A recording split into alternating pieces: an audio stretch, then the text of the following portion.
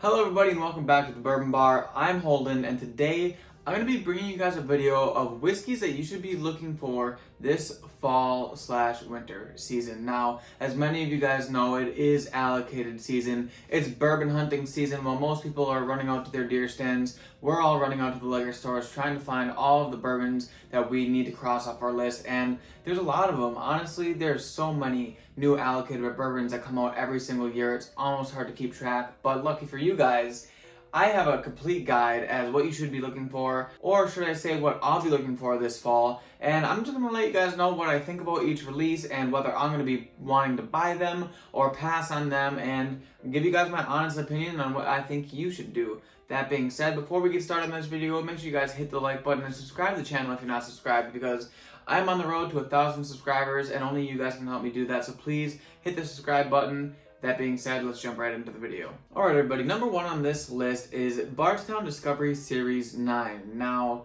many of you guys know what Bardstown Discovery Series is. They're definitely no joke in the whiskey world. A lot of people love them, and honestly, I do too. I have batches 6 and 7 here, and they're the only two that I've been able to get my hands on, but there has been a few 8s that passed me by. Those are already out, but Bardstown Disco 9 is the new one that's coming out now. What do I think about it? So their whole goal with Bardstown Discovery 8 was it was going to be the most complex thing that they could put out. There was a bunch of stuff in the blends. I saw some reviews for it. I wasn't sure how much I was going to like it. And quite frankly, I bought both of these bottles earlier this year at the beginning of the year. While I may have gotten these bottles late, I still bought them this year. And for me to be able to buy batch 6, 7, 8, and 9 all in the same year, all for $140-ish, seems a bit much for me. So I did pass on the 8. I think I saw it 1 or 2 times, but that being said, batch 9 is a new one that's coming out this fall, and that consists of 112.5 proof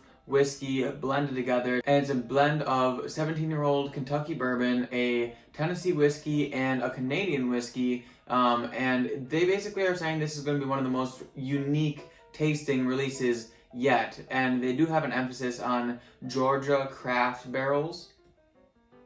And they do say they have an emphasis on Georgia craft bourbon, which to me sounds like $140 for something that's going to be crafty and weird tasting and unique. Are they using the words unique to cover up the words like bad? I'm not sure, but I don't exactly know whether I'll buy this bottle or not. I may wait until I can try it first or see some other people's reviews on it, because quite frankly, it doesn't sound that interesting to me, and I don't know if you guys are interested in that either. Next up on this list is Four Roses 2022 Limited Edition.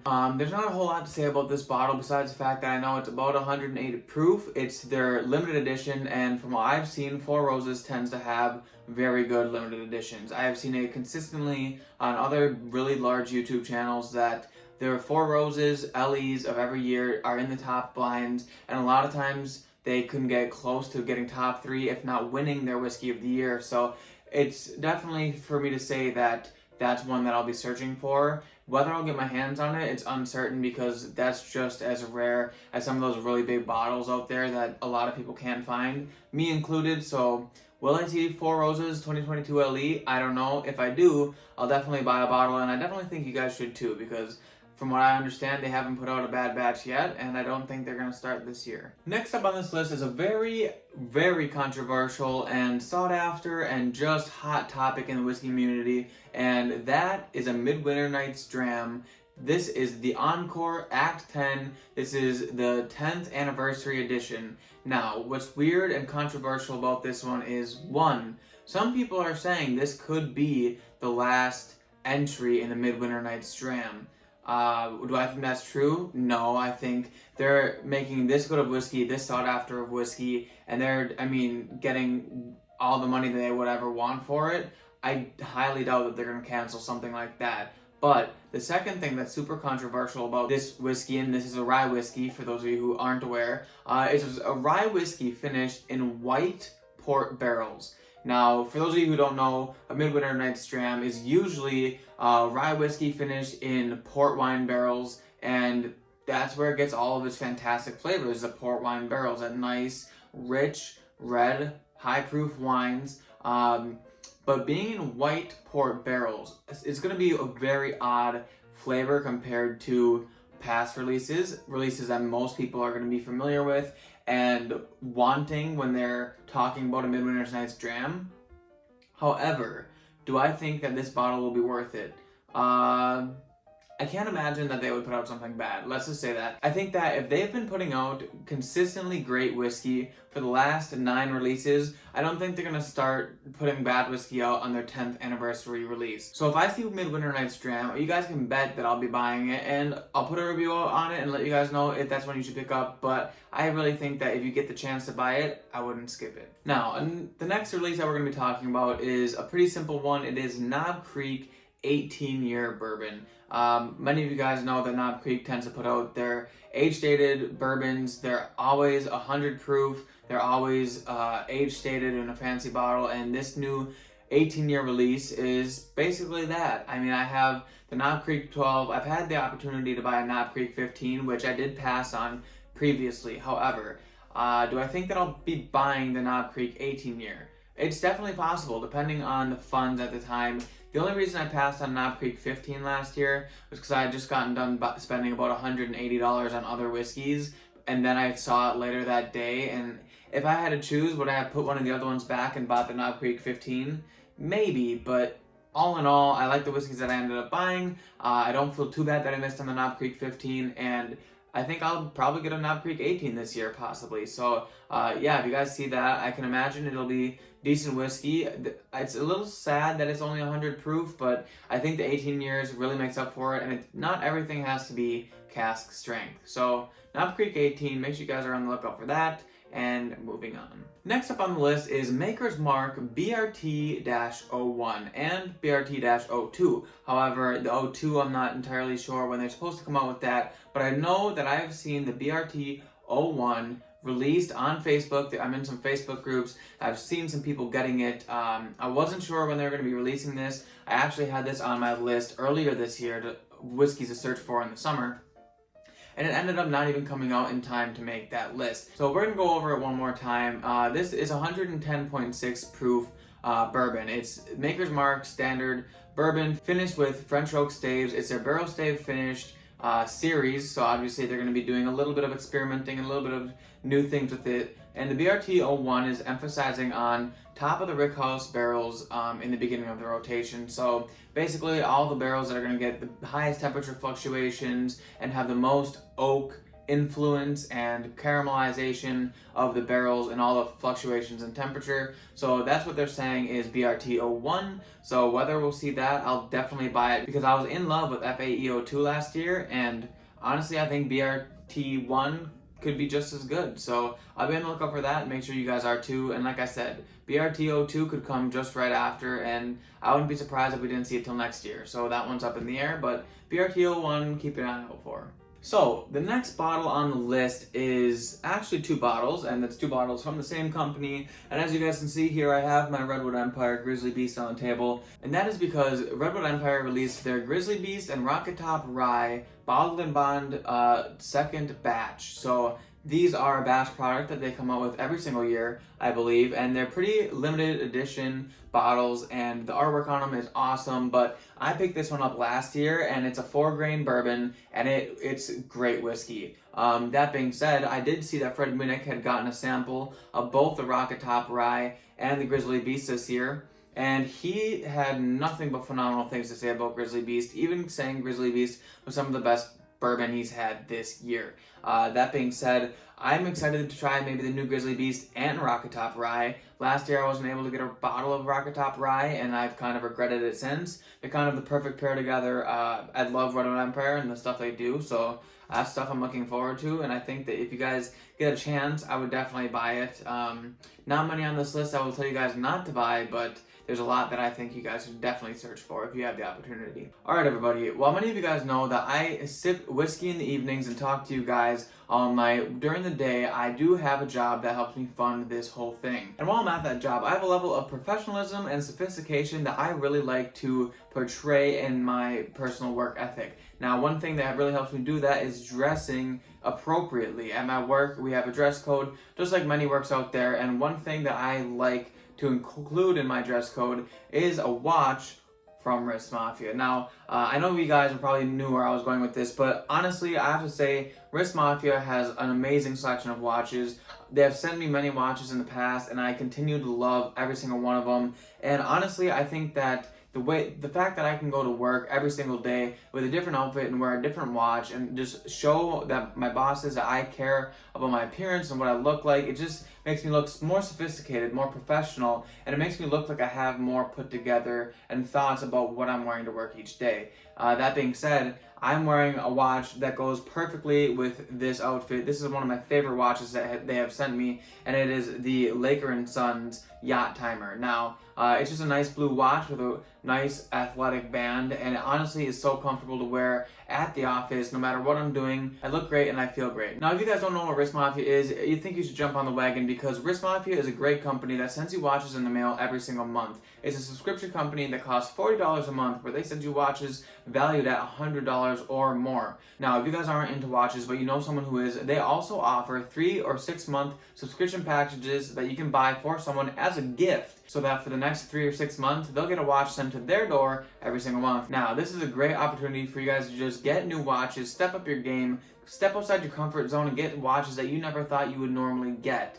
Now, if you guys are interested in joining Riff Mafia, I do have a link down in the description. I also have a coupon code. It is Bourbon Bar, all one word, all caps, so that'll get you 30% off your first order. And this will allow you guys to just get your toes in the water, get some new watches, step outside of your comfort zone, and start looking your best. So if you guys are interested in joining the Mafia, like I said, click the link below, and back to the video.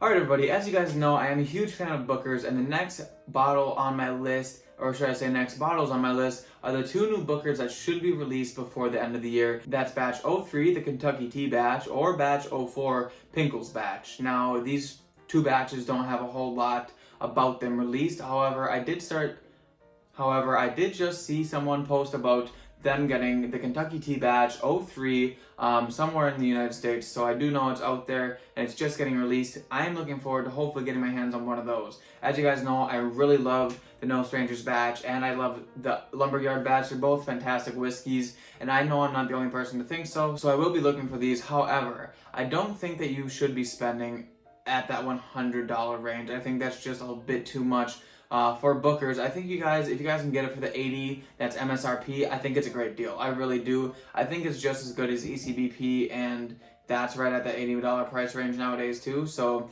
if you guys can get it for $80, that's great. $90, it really depends. Someone like me, $90, I'll pay it for Booker's. I like Booker's. I like what they do, and I've never had a bad batch yet. So I'll pay $90. You guys, it's really personal preference. Maybe try it before you buy it. Maybe just, if you guys aren't a fan of Booker's normally, just skip it for $90. I don't know. I think it's personal preference, but I'll definitely be looking for Booker's because I do love them. Alright everybody, next up on the list are 2 products from New Riff, which many of you guys know make fantastic whiskeys, ryes, bourbons, you name it. They make some good stuff over there at New Riff. I personally love the New Riff Malted Rye, is one of my favorite products, and one of my favorite ryes, in fact, that I've ever had. Which is why I'm really excited about the New Riff Aroostook, or Aroostook. Basically, Aroostook is the same thing as this malted rye. It is bottled and bond. It is a malted rye product. However, it is using a different strain of rye. It's using Aroostook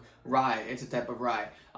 So basically, it's got its own unique rye and malting process for the rye, which should bring a bunch of different flavors. However, if it's anything like this, if it has any of that malty rye, that malted rye flavor, I'm down for it. I'm ready to try it. It could be good, it could be bad, who knows, but I'm definitely excited to find out, so I'll be looking for that one. The other one on the list is New Riff Crystal Malt Stirred. Now this one is actually a bourbon, but it does contain malted rye like this one, and also a strain of barley called T50 Crystal Barley Malt. Now this is something used common by brewers and people who make beer, and it is a very well-known and well-used product, and I really think that it'll at least make something unique out of this bourbon and really offer something that a lot of other bourbons don't offer, and so I'm really excited to give it a try. I think that it'll be interesting at most, and if not, fantastic. But yeah, I'm gonna be looking for both of those bottles. They're both bottled and bond, and they're both 6-year-old whiskey, so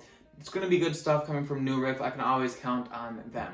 Dwindling down on the list, we do have another entry from Wild Turkey Master's Keep, and this one is called Unforgotten. Now, I have never had a Wild Turkey's Master Keep in my collection. I have, however, tasted one, and I've heard great things about them. I think the bottles are sexy, the boxes are sexy, and honestly, part of me wants the Master's Keep just for that aesthetic. However, I've also heard fantastic things about them, and this upcoming one sounds super great. It is 105 proof Bur Rye, and so that's a blend between bourbons and ryes, and it's also finished in rye casks. So that's going to be really interesting. It's a Master's Keep, so I'm sure it'll have decent ages on it. I'm sure it'll be tasty. I'm sure it'll be well blended. I mean, Wild Turkey definitely seems to know what they're doing, and if it's anything like Wild Turkey 202, basically 101 bourbon and 101 rye blended together, I think it's going to be fantastic. I love stuff from Wild Turkey. They make great products, so why wouldn't a Bur Rye be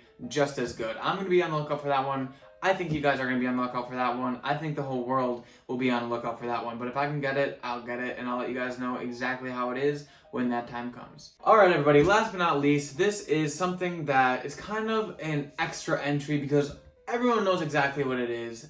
Everyone's going to be looking for it, and nobody is going to find it, and that's almost guaranteed. But that is the Buffalo Trace Antique Collection, the Pappy line, and one in particular bottle that I know a lot of people are super excited about, and that is E.H. Taylor Barrel Proof Rye. Now, this is something that's been running around the internet for a while now. A lot of people have seen it. It hasn't come out yet, at least not that I know of. And guys, it's Buffalo Trace. They're not going to have enough of it for everyone, if not anyone, and there's going to be a couple people who get it. Not even some of the largest YouTube channels out there are going to be able to get their hands on this because it's just something that, you know, it's myths and fairy tales, and it's like, it's going to be impossible to get for the average commoner. But if you guys see it, I mean, that's just the biggest no-brainer. You guys have to buy it. Maybe if you guys get lucky, you'll be able to get it in a raffle, which is what I'll be banking on this year, is hopefully winning some stuff through the raffles. But